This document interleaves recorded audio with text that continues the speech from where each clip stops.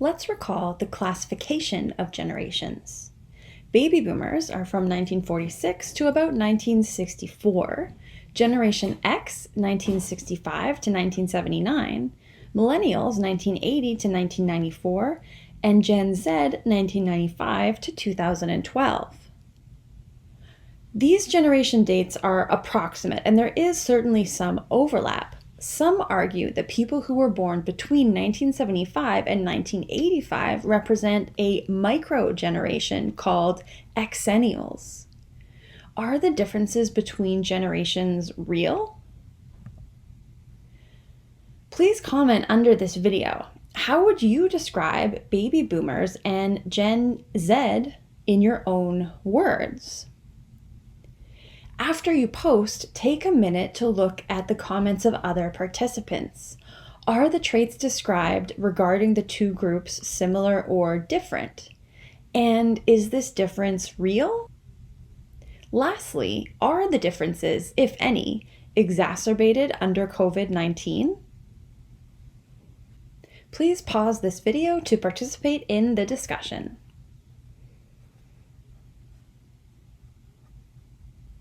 So what does the data show about this question? In the COVID-19 generation, a cautionary note, Rudolph and Zacher examined the generationalized rhetoric around the COVID-19 pandemic. They found 4 themes, both anecdotally and across various media outlets.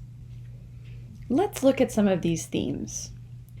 The first one shown here is that pandemic narratives imply that COVID-19 is, quote, bringing out assumed generational differences.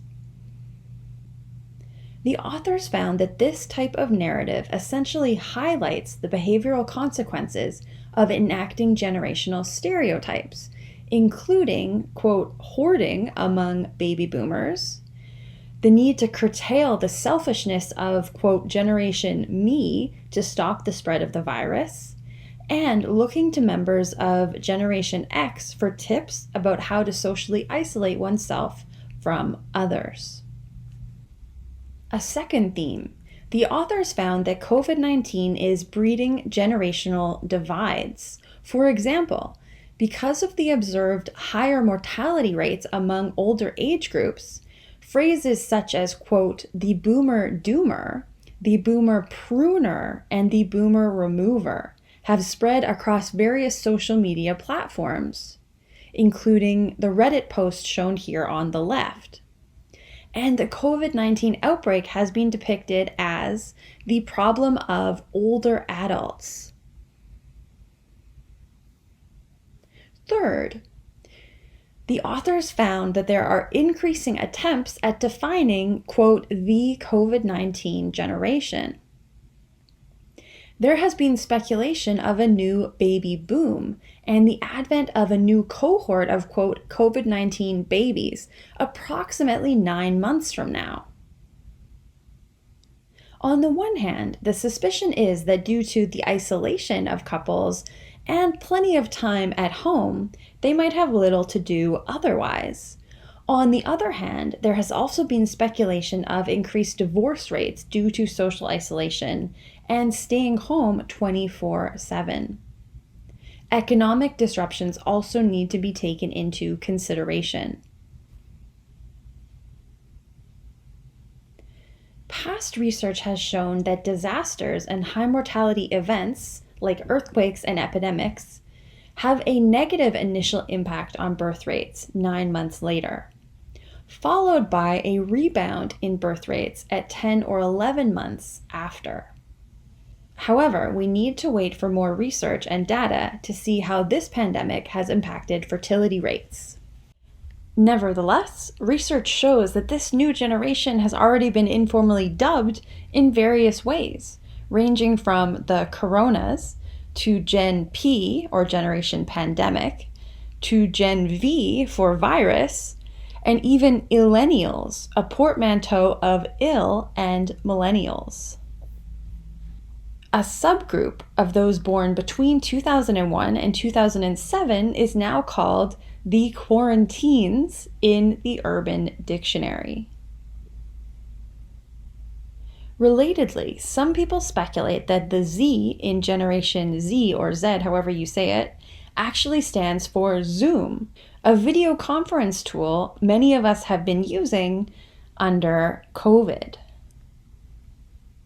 Last but not least, researchers found that another discourse suggests generationalized effects of COVID-19 on work, aging, and retirement. So what do these generationalized themes in media tell us? First, although there is anecdotal evidence for intergenerational support, such as younger people helping older people with shopping and grandparents helping take care of younger children so that parents can focus on working, the generational rhetoric surrounding the pandemic has been used to intensify intergenerational conflict. In the early days of the pandemic, the shutdown was interpreted through the prism of intergenerational tension.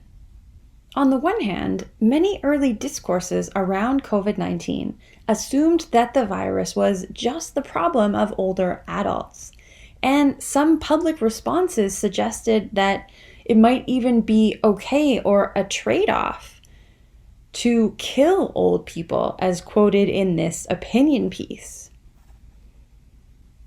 On the other hand, narratives are emerging like the one in this USA Today article, which reads, quote, "The young, seemingly less at risk of the virus, party on as older people retreat into terrifying isolation," unquote. Some accounts pit young against old, for example, suggesting that young people go to bars and beaches and carry the virus, quote, "home to their grandparents," unquote.